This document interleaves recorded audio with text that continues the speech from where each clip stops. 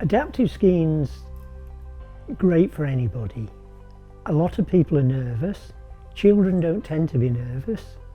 Parents do tend to be nervous. What I'd say is just put your faith in the adaptive instructors. They've done it many, many times.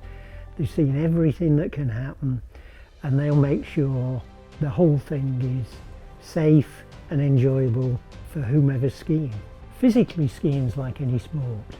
The difference, I guess, is that some people have reduced abilities, and the physical side is about making the best use of people's abilities.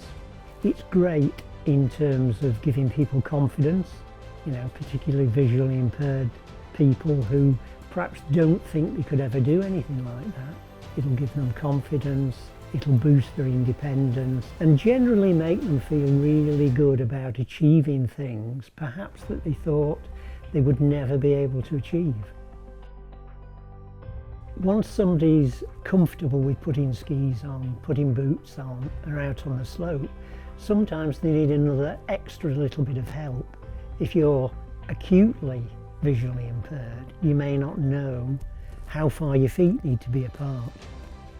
And what we can do is introduce some equipment which links the ski at the front and keeps it the right distance at the back, so that your body learns the movements and the position to be in.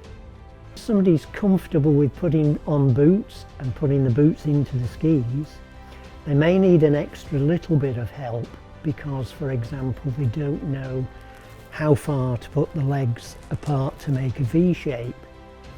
And in those circumstances, we've a series of things we can do with extra equipment to help them feel the right position so that they know how they should be standing.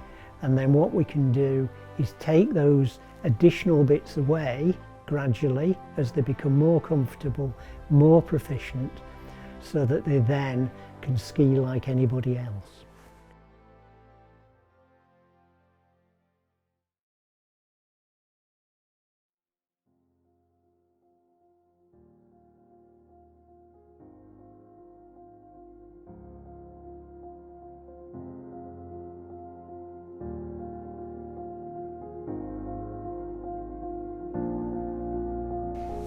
How does skiing make you feel in 3 words? Exhilarated, independent and free. And then what's your best memory of skiing? Probably the time that I skied from the very top for the first time, because I didn't believe I'd be able to do it. I would say it's going to be nerve-wracking the first time that you get on. It's not a natural thing to go down a steep incline with metal sticks attached to your feet, so you're going to feel a bit scared, you're going to feel a bit nervous, but just give it time and give it practice, because you will get better. And the visual side of things, it is a bit harder. You're gonna find it harder, but it is possible and you can definitely do it. I would say there's a lot of adrenaline. There's a bit of a sort of a hesitation, like, oh, can I do this? And then as soon as you set off, it's just very freeing to just be able to go for it. The faster the better.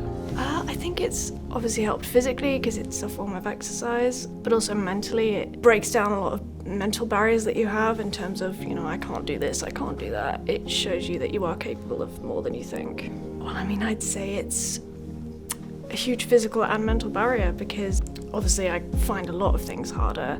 There are things I can't do because I can't see. And I think psychologically that has a big impact because it means I just say no to things. And I originally had said no to skiing because I was like, there's no way I can do this.